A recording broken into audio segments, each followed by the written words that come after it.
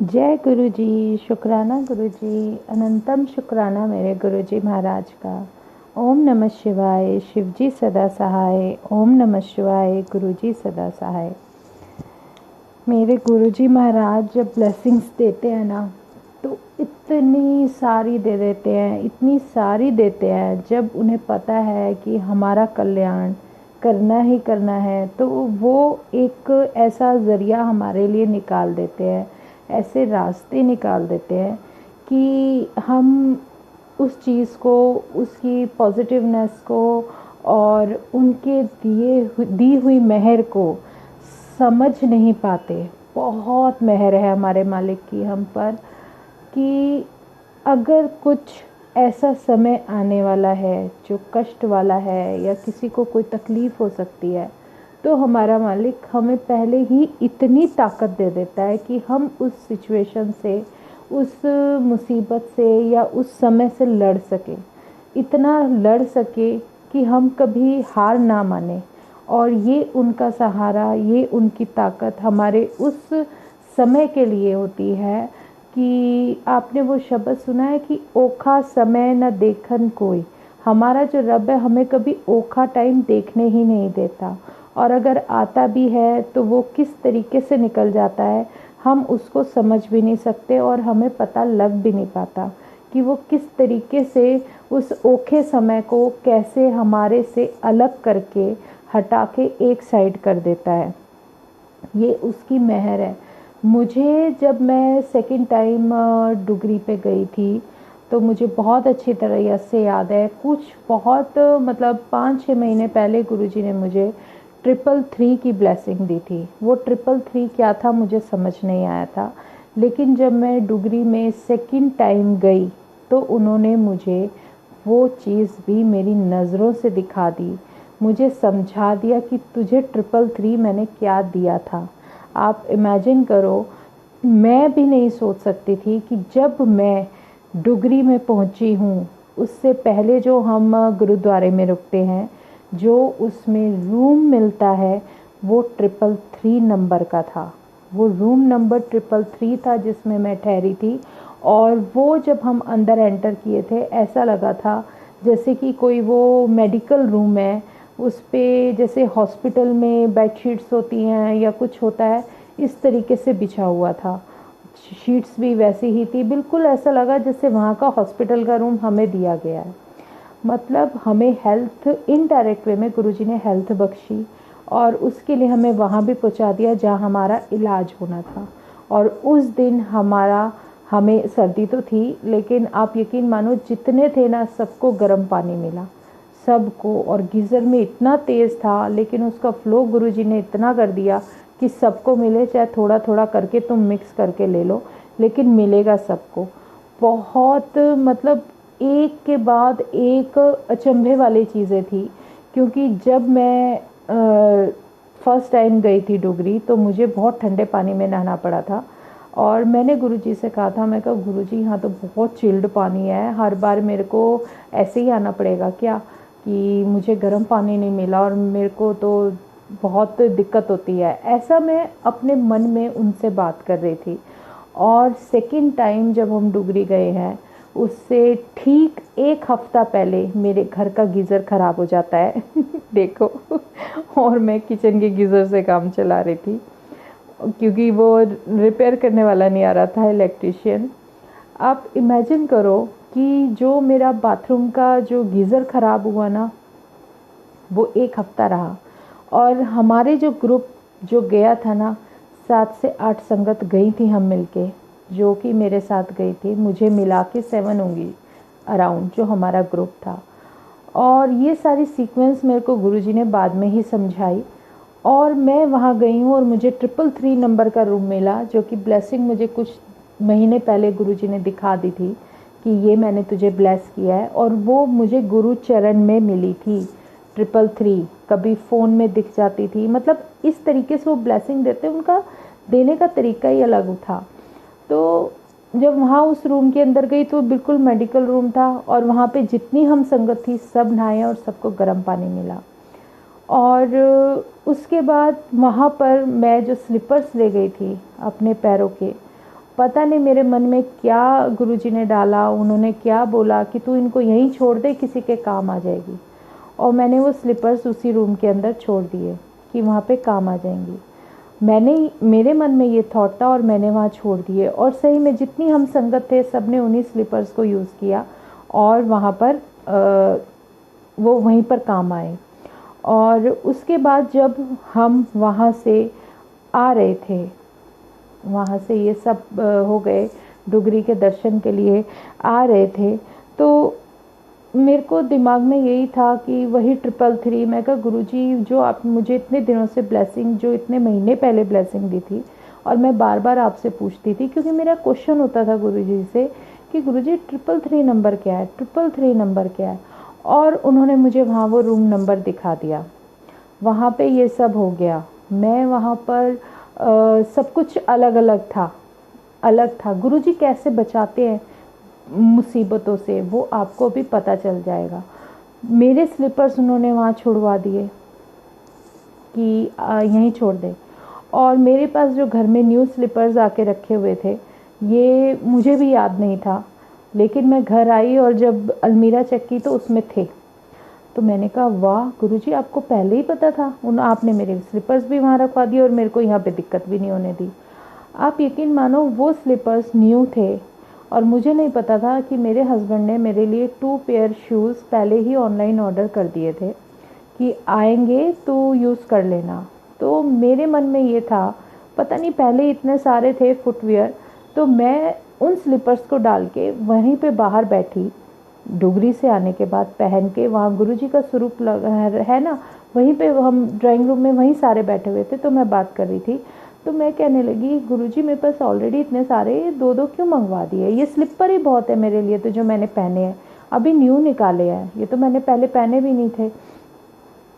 वो new slippers आप यकीन मानोगे वो मैंने उस दिन डाले हैं और पहन के सो गए, यहाँ पे बेड के पास निकाल दिए और मैं सोई हूँ। और जब सुबह उठी तो मुझे इतनी अच्छी तरीके से याद है, मेरी आंखों के सामने वो सब घूम रहा था कि वो जर्नी मेरी उन न्यू स्लीपर्स में थी और मैं ऐसे यहाँ से वहाँ भाग रही हूँ, मतलब एक जगह से दूसरी जगह, दूसरी से तीसरी जगह, और साथ में मुझे मेरा रब भी दिखाई दे रहा है, लेकिन मैं कहाँ कहाँ जा रही हूँ, कहाँ कहाँ भटक रही हूँ, बहुत सारी जगह।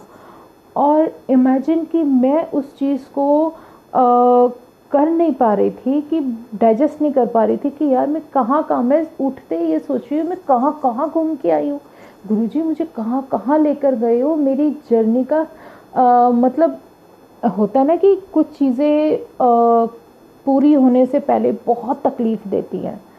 अब गुरुजी को पता है, उन्हें पता है, वो भगवान है, उन्हें पता है कि मेरी जर्नी कैसी है या मुझे कहाँ से कहाँ जाना है। इतनी जगह मैं गई हूँ ना। और फिर जब मैं बेड से उठ के मैंने वो स्लीपर पहने, आप यकीन मानोगे मेरी स्लीपर एक टूटी हुई थी।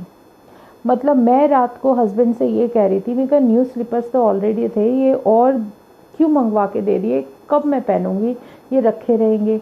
और वो जो न्यू स्लीपर्स हैं वो मैं उठ के मैंने पहना, और रात को ही गुरुजी मुझे इतनी जगह घुमा के ले आए और मैंने देखा तो एक स्लीपर टूटी हुई, न्यू की न्यू स्लीपर, वो मैं पहन के घूम रही हूँ रात को। और जहाँ भी मतलब मुझे लेकर जा रहे हैं, और अर्ली मॉर्निंग वो स्लीपर मेरा टूटा हुआ, नया का नया टूटा हुआ। मैं उसको देखकर इतनी हैरान, मैंने कहा ये टूट कैसे गया यार, न्यू तो था बिल्कुल। फिर मैं कहा गुरुजी ज़रूर ये जो मैं गई हूँ ना इधर से उधर आपके साथ, उसमें बेकार हो गई। शुक्राना गुरुजी का, पता नहीं कौन सा कष्ट कैसे उतार देते हैं, हम इमेजिन भी नहीं करते और हम सोच भी नहीं सकते कि वो कहाँ से कहाँ किस चीज़ को कैसे क्लियर कर देते हैं। कौन सी ब्लेसिंग वो हमें जो ब्लेस कर देते हैं ना संगत जी, वो हमें मिलना ही मिलना है, चाहे कुछ भी हो जाए।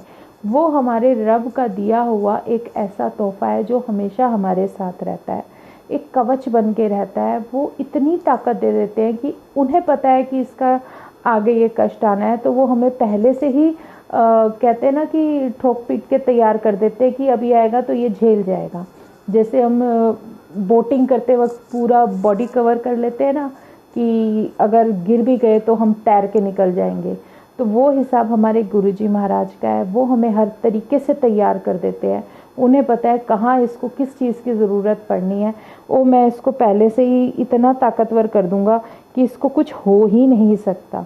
तो ये मेरे मालिक का अनंतम शुक्राना है। बहुत बड़ी ब्लेसिंग थी मेरे लिए कि गुरुजी कि मैं डुगरी जा रही हूँ, वही रूम नंबर और वही सब। मेरे को कई बार ऐसा लगता है कि जैसे कि एक ऐसी जर्नी स्टार्ट हो चुकी है जब से मेरे गुरुजी ने मेरी बाँह फड़ी है, जब से उन्होंने दर्शन दिए हैं, कि मुझे मेरा पिछला भी उन्होंने समझा दिया और अब जो प्रेजेंट चल रहा है उसमें क्या क्या चल रहा है और मैं किन किन चीज़ों से निकल के जा रही हूँ।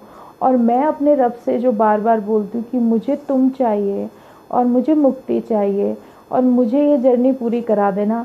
अब जो करना तुम्हारे हाथ में, कैसे करना, क्या करना, वो सब वो चीज़ें हमारा भगवान सुनता है। हम किस तरीके से निकलेंगे ये तो वही जानते हैं, डॉक्टर तो हमारे वही हैं। तो ऐसी जब कुछ होता है ना, तो मन में फिर क्या सोचते हैं हम मेरे दिल से तो बस यही आवाज़ आती है कि एक तू जो मिला सारी दुनिया मिली, खिला जो मेरा दिल सारी बगिया खिली। क्योंकि जब हम खुश होते हैं ना तो हमें अपने आसपास सारा एनवायरनमेंट बहुत अच्छा दिखता है, बहुत खुशहाली नज़र आती है। हम अपने अंदर अगर अचानक से खुश रहना शुरू कर देना तो आधे से ज़्यादा बीमारियां तो ऐसे ही ख़त्म हो जाती हैं। और वो हमारा रब हमारे साथ करता है। हम कभी डिप्रेशन में नहीं जा सकते, हम कभी नेगेटिव नहीं सोच सकते। उनका स्वरूप इतना प्यारा है, हम उनके स्वरूप की तरफ देख के आधी तकलीफ़ें भूल जाते हैं।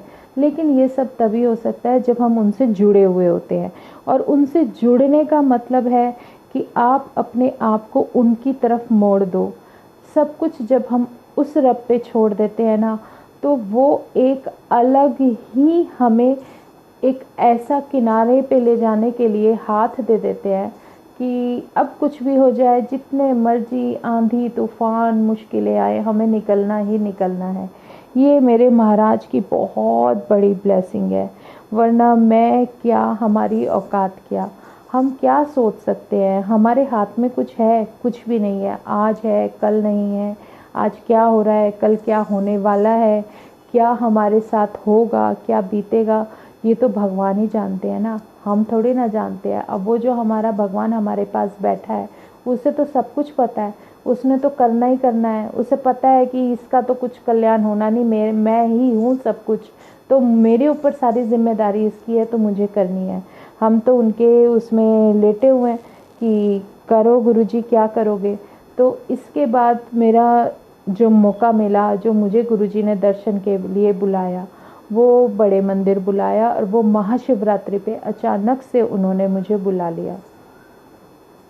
आप सोचो, जब महाशिवरात्रि एक, मैं पहली बार ज़िंदगी में बड़े मंदिर महाशिवरात्रि पे गई। इमेजिन भी नहीं कर सकती कि जहाँ से स्टार्टिंग हुई है ना चलते हुए, जब तक मैं मंदिर से पूरा राउंड करके बाहर तक नहीं आ गई, जो मुझे फ्रेग्रेंस स्टार्ट हुई हर थोड़ी देर में, कभी चंदन की, कभी रोज़, कभी पता नहीं परफ्यूम की, इतनी स्ट्रॉन्ग कि मेरी नोज़ में पता नहीं कितना सारा परफ्यूम किसी ने डाल दिया, कभी कुछ कभी कुछ, इतनी अलग अलग फ्रेग्रेंसेस और इतनी प्यारी कि बस मैं कह रही हूँ ना, मेन रोड से अंदर तक हम कितना पैदल चल के जाते हैं, वहाँ से लेके अंदर तक कॉन्टिन्यूसली फ्रेग्रेंस रही। बटरफ्लाईज हमारे साथ रही हैं, उनके दर्शन मिलते रहे। तो मतलब एक एक ऐसा लगा जैसे कि हम किसी जन्नत में पहुंच गए। जो इन्जॉयमेंट, जो उन्होंने ब्लेसिंग वहाँ बरसाई है ना महाशिवरात्रि पे, बता भी नहीं सकती, हम इमेजिन भी नहीं कर सकते। और जो वहाँ पे डेकोरेशन, हमारे गुरुजी की सेवादारों का शुक्राना, जो इतना सुंदर उन्होंने हमें हमारे रब के दर्शन कराए, इतने प्यारे दर्शन और इतना ज़्यादा कि वहाँ पे लगा जैसे कदम रखते ही हम जन्नत के अंदर आ गए। इतनी सुंदर सजावट, कोई दिखावा नहीं है, कुछ नहीं है, सिर्फ वहाँ फील कर सकते हो। और देखो उनका इंतज़ाम कि हम वहाँ पे एंटर कर रहे हैं, इतनी भीड़ है, इतनी भीड़ है, इतनी भीड़ होने के बावजूद हम वहाँ पर रुकते नहीं हैं संगत जी। कॉन्टिन्यूसली हम चल रहे हैं। अगर 2 मिनट रुकते भी हैं तो फिर हम आगे बढ़ जाते हैं। मतलब रब ने इतनी मेहर बरसाई हुई है ना उस बड़े मंदिर में, हम इमेजिन भी नहीं कर सकते। जो हमें वो ब्लेसिंग्स भर भर के दे रहे हैं और हम ना लें तो हमारे जैसा बेवकूफ़ कोई नहीं है। बस एक बात याद रखो, जब आप वहाँ जाते हो ना, आंखें बंद करके फालतू बातों में ध्यान ना देके सिर्फ मंत्र जाप मन में बोलते रहो, अपने रब का स्मरण करते रहो। इतने सुंदर दर्शन होंगे ना गुरुजी महाराज के, बहुत प्यारी ब्लेसिंग्स मिलेंगी और हम तो खो जाते हैं। और जब हम वहाँ पे दर्शन के लिए लाइन में लगते हुए गए और जो उन्होंने इतने अच्छे अच्छे प्रसाद, हमें इतना अच्छा लंगर प्रसाद दिया, इतना सब कुछ दिया, और लंगर प्रसाद के बाद हमें कुल्फ़ी खिला रहे हैं। मतलब क्या चीज़ है ऐसी जो वहाँ तुम्हें नहीं मिलती। और वो क्या है, वो उस दिन इतनी अच्छी दवाई का काम करता है ना, इतनी अच्छी मेडिसिन्स मिलती हैं हमें कि हम सोच भी नहीं सकते। हमारी कितनी नेगेटिविटी, कितनी सारी चीज़ों से वो दूर हटा देते हैं, कितनी बीमारियों से हमें दूर हटा देते हैं। मैं आपको बताती हूँ कि जब हम वहाँ पे लंगर प्रसाद लेकर वहाँ से निकल रहे थे तो मुझे गुरुजी ने कुछ कहा था, वो मैंने किया। उन्होंने मुझे काफ़ी दिन से मैसेज कर रहे थे कि ये तुझे लाना है, ये तुझे करना है, ये तुझे करना है, वो मैंने किया। वो मैं नहीं बताऊँगी, लेकिन वो करने के बाद जैसे भी उन्होंने ऑर्डर किया वैसे ही मैंने वो चीज़ अपने घर में की। जैसे उन्होंने पूजा बताई थी वैसे की, जो उन्होंने ऑर्डर किया वो किया। लेकिन हाँ, उस टाइम जब हम बड़े मंदिर जा रहे थे तो उन्होंने मुझे एक सीख ज़रूर दी है कि अगर किसी को किसी चीज़ की ज़रूरत है तो तुम उसको दे दो। चाहे वो तुम्हारे हाथ में है, चाहे तुम्हारे पास बैग में है, कुछ भी है, तुम वो ब्लेसिंग उसको दे दो। आप इमेजिन करोगे, जब हम जा रहे थे तो बस के अंदर एक आंटी थी, उन्होंने ये हमारे हाथ में जो ब्रेसलेट ब्लेसिंग होती है वो देखकर पूछा, आंटी आपके पास ऐसी ब्लेसिंग है, ये बड़ी अच्छी लग रही है, ये कहाँ से मिलती है? तो जो मेरी संगत फ्रेंड है उन्होंने कहा मेरे पास है, आप फिक्र मत करो, मैं देखती हूँ। उन्होंने पर्स में देखा तो उनके पास एक मिल गई। तो उनके साथ जो आंटी बैठी थी उनके पास नहीं थी। वो भी देख रहे थे, बड़ी उससे बड़े दिल से देख रहे थे कि शायद मेरे लिए इनके बैग में कुछ हो, बट वहाँ नहीं था। उन्होंने कहा यार मेरे पास तो और नहीं है। तो मेरे हाथ में जो ब्लेसिंग थी मैंने उतार के उनको पहना दी। मैंने कहा आंटी आप ये पहन लो, कोई दिक्कत नहीं है, मेरे पास 2 हैं, एक आप डाल लो। तो क्या हुआ, ब्लेसिंग है, गुरुजी महाराज का आशीर्वाद है।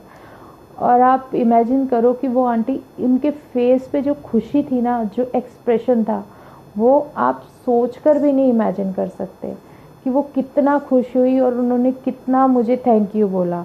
मतलब ये मुझे बोला, लेकिन वो थैंक यू जो मुझे बोला गया है वो मेरे रब की वजह से मुझे मिला है, क्योंकि उन्होंने ही ये मेरे अंदर किया कि तू इसको दे दे, तू इसको ये ब्लेसिंग दे दे। तो ये सब चीज़ें, ये जो छोटी छोटी, ये जो लोगों की जो विशेज़ होती है ना, जो हमारी संगत हम आपस में एक दूसरे की पूरी कर दे, तो इससे बेस्ट कुछ होता ही नहीं है।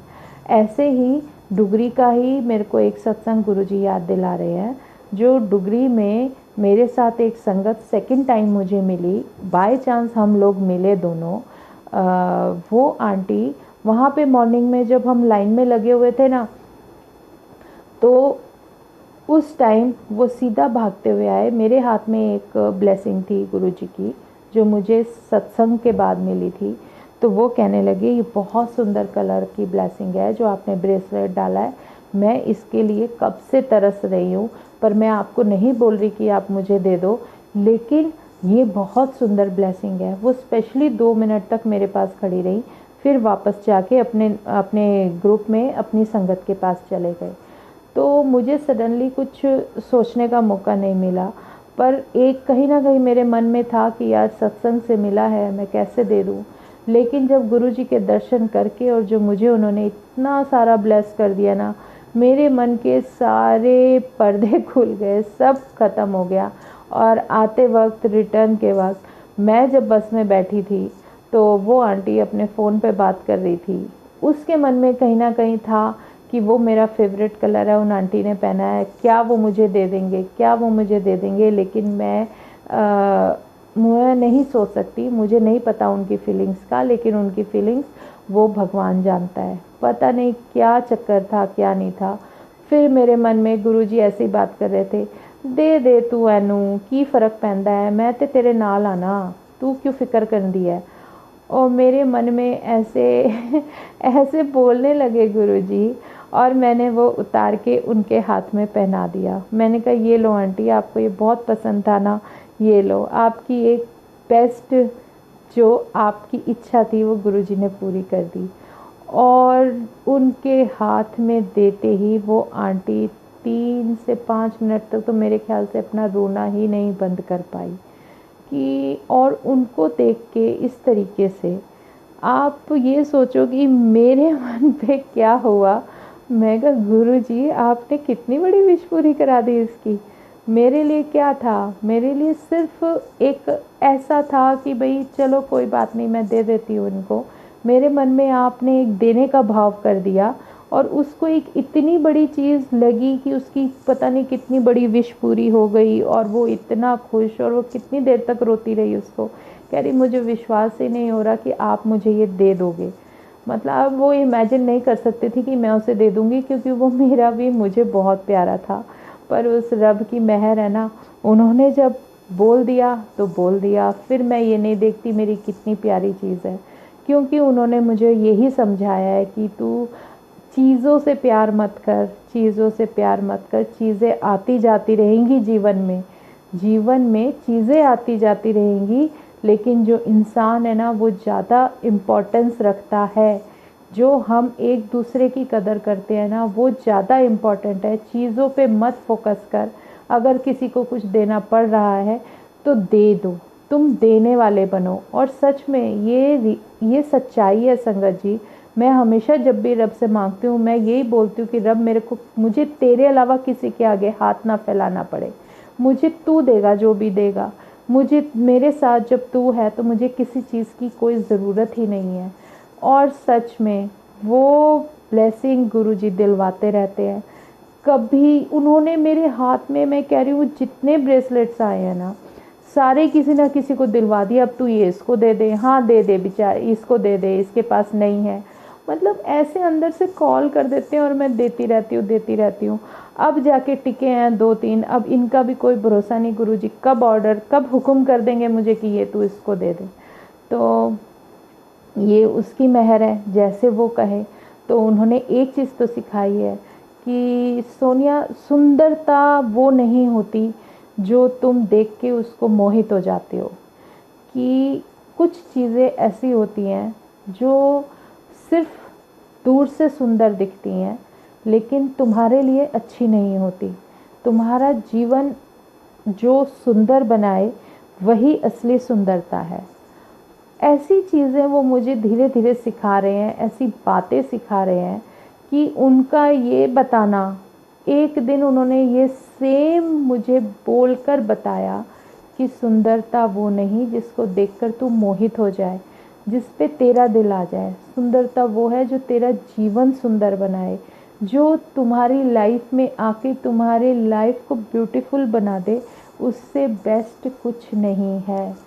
जैसे मैं सोचती हूँ कि मेरे घर में जो मेरे गुरुजी का स्वरूप है, एक दो संगत ने ये बोला कि इसमें ना देखो, जो ये स्वरूप है ना इसमें ना ये ब्लैक ब्लैक डॉट दिख रहे हैं उनके फोरहेड पे। तो मैंने कहा तो क्या हुआ, हमारे जीवन की इतनी कमियाँ, इतनी गंदगी, इतनी इतनी सारी बुरी और इतनी सारी मुश्किलें वो सब अपने ऊपर ले लेते हैं। तो ये क्या मायने रखता है मेरे लिए तो इससे सुंदर कोई चीज़ ही नहीं है। और मैं गुरुजी के सामने बैठ के कहती हूँ, गुरुजी ये जो आपके फोरहेड पे जो कहते हैं ना डॉट है, मैं कहा डॉट नहीं है, ये निशान नहीं है, ये सारे ग्रह हैं जो आपने अपने मस्तक पे उठा रखा है। आप तो वैसे ही ब्रह्मांड के मालिक हो, ये कौन सा ग्रह है, ये कौन सा ग्रह है, ऐसे करके मैं अपने रब से बातें करती हूँ। तो वो स्माइल करते हैं, कह रहे देख क्या बोल रही है। जय गुरु जी, शुक्राना मेरे मालिक का। मैं का सबकी अपनी अपनी देखने की नज़र है। तुम किसी चीज़ में क्या देखोगे ये तुम्हारी सोच के ऊपर निर्भर करता है, हम पर निर्भर नहीं करता। हमारी जो सोच होगी ना, जैसे हम सोचते हैं, या हमारे जो विचार होंगे जो हमारा रब हमारे अंदर धीरे धीरे डाल रहा है, हो सकता है कि क्या है क्या नहीं, लेकिन मेरे लिए वो बहुत सुंदर है। वो मेरा जीवन सुंदर बनाने आए हैं, उन्होंने मेरी लाइफ ब्यूटीफुल कर दी, तो उससे बेस्ट कुछ है ही नहीं। तो खाली दिखावे पे मत जाना संगत जी। देखने में जो बहुत चीज़ें सुंदर होती हैं, पास जाओगे तो वो आपको हार्म ही देगी। ज़रूरी नहीं है कि वो सब आपके लिए अच्छी हो। पता नहीं गुरुजी ये किसके लिए बुलवा रहे हैं, मैं तो कहाँ से सत्संग क्या कर रही थी, और क्या चीज़ें वो जो मुझे सीख दे रहे हैं ना, वो धीरे धीरे मैं आप लोगों के साथ भी शेयर कर रही हूँ। तो ये महाशिवरात्रि का जो मैं सत्संग आपको बता रही थी, ये बहुत बड़ा सत्संग है मेरी लाइफ का, कि उस दिन मैं वहाँ पर आई हूँ। संगत जी जब हम दर्शन करके निकले हैं ना, तो जयकारा लगाते हुए निकले, रब का जयकारा लगाते हुए चले। और हम लोग 5 थे उस दिन, और वहाँ आए तो मेरी संगत फ्रेंड ने कैब ऑर्डर की। आप इमेजिन करोगे कि कैब करने के बाद कैब आई, वो भी आधे घंटे के बाद। हम लोग खड़े रहे वहाँ पर गेट पर, और जब आए तो कैब वाले ने हमें मना कर दिया कि हम 5 थे तो मैं आपको लेकर नहीं जाऊंगा। तो हमने कहा अपनी फ्रेंड्स को कि आप लोग जाओ, हम बस ले लेंगे। तो मैं और मेरी संगत फ्रेंड वहीं रुक गए और उनको हमने कैब में बिठा दिया। उन्होंने रिक्वेस्ट की कैब वाले से तो वो मान गया, लेकिन जब कैब वाला माना ना, तो हम में और कैब में कम से कम 5 या 6 कदम का फासला था। जो हम खड़े होके बात कर रहे थे, डिस्कस कर रहे थे, वो कैब वाले से बात कर रहे थे और हम लोग पीछे खड़े थे। आप संगत जी इमेजिन करोगे कि हमारी फ्रेंड्स ने बोला कि आ जाओ, कैब वाला मान गया, ले जाएगा। मुझे और मेरी फ्रेंड संगत को सेवादारों ने वहीं रोक दिया, 5 कदम उन्होंने जाने नहीं दिया। इसका मतलब क्या हुआ कि गुरुजी का हुक्म था कि तुम यहाँ से इस कैब में नहीं बैठोगे। सोचो कितनी बड़ी बात है। हमने कहा कि नहीं, ये रही सामने कैब, सामने नहीं, आप यहाँ से घूम के जाओ। तो उस टाइम देखो, जब हम गुरुजी से जुड़ जाते हैं ना, तो उनके हर हुक्म का कोई मतलब होता है। उन्होंने अगर घूमने का कुछ ऑर्डर किया है तो कोई कारण होता है। हमें पार्क के अंदर से निकल के, जो गुरुजी के सामने आगे जाके गेट है और वहाँ से एक गार्डन है, वहाँ से निकल के पूरा राउंड घूम के, वो जो हम राधा स्वामी के आश्रम के आगे गेट के आगे निकलते हैं ना, इतना बड़ा राउंड करके वहाँ गए। और ये देखो, जो कि हम सामने कैब में बैठ सकते थे लेकिन नहीं बैठे, और उसमें ना बैठ के हम वॉकिंग करते हुए पूरे गार्डन का पूरा राउंड करते हुए गोल गोल घूम के फिर हम राधा स्वामी आश्रम के बाहर निकलते हैं। वहाँ पर हम वो कैब पकड़ते हैं और हम कैब के अंदर बैठे हैं एक दूसरे के ऊपर चढ़ के, और एक संगत मेरी गोद में बैठती है। मतलब उसमें सीट तो 4 की ही है, लेकिन हम 5 बैठे हैं, और एक संगत मेरी और मेरे साथ में फ्रेंड की गोद में बैठी है। ऐसे करके हम वहाँ से आए हैं, और उसका क्या मतलब है कुछ समझ पे, ये तो भगवान ही जानते हैं। लेकिन जो हमारे आंखों के सामने कैब खड़ी है, लेकिन हमें हुक्म नहीं था कि इस गाड़ी में तुम इस जगह से बैठोगे, तुम्हारे लिए ये रास्ता बंद है। तो इसका मतलब कुछ और ही था, वो हमारे लिए सही नहीं था। और हम वहाँ से घूम के सीधा दूसरे राधा स्वामी आश्रम के आगे जाके फिर गाड़ी में बैठते हैं, और फिर वहाँ से हम अपने घर आते हैं। और संगत जी घर आके भी बहुत कुछ हुआ। वो मैं आपको अगले सत्संग में बताऊंगी, क्योंकि वो अपने अंदर ही एक बहुत बड़ा सत्संग मेरे साथ गुरुजी ने दिखाया किया। वो मेरा कौन सा कष्ट कैसे हरते हैं ये वही जानते हैं। तो ये उनकी लीला ना अपरंपार है, हम वो चीज़ समझ ही नहीं सकते।